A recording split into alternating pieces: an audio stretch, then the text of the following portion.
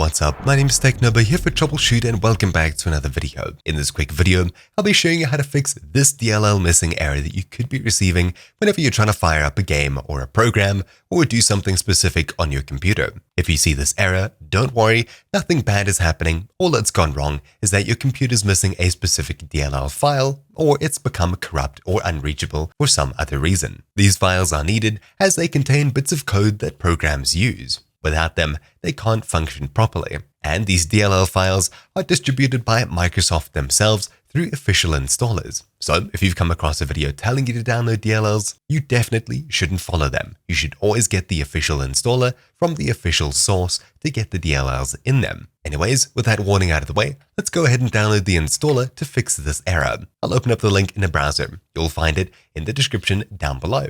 You should see a page that looks something like this. Simply scroll down and click the orange download button. Then tick the box up here to download both of these files, or check them both separately and click next. Then if your browser prompts you that you're downloading multiple files, click allow and wait for both of these files to download. Then you can open one of these. It doesn't matter which one first, just open one of them. When it opens up, you'll see a window like this. Click agree and then install. Then click yes when prompted for admin. Wait for the installation to complete, and then click Close. Then reopen your browser, head back to your downloads with Ctrl-J or clicking a button, and open up the other one here. In my case, I opened 64 first, so I'll open 86 now.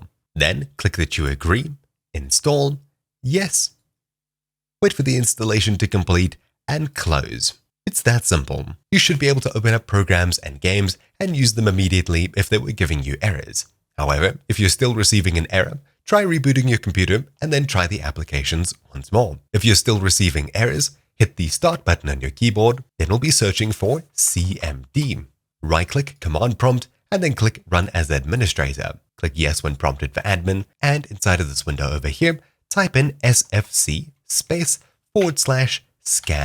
now, one word. Hit Enter, and Windows will begin to check through its own files for any issues and errors. If it encounters a broken file, something that's missing, etc., it'll be downloaded from Microsoft's official website or brought from elsewhere on your computer to repair the missing files, folders, etc. At the end of this process, you'll be told if it's successful or not.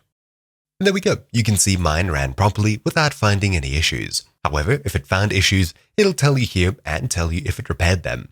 Anyways, that's about it for this quick guide. Thank you all for watching. My name's been TechNobo here for Troubleshoot, and I'll see you all next time. Ciao!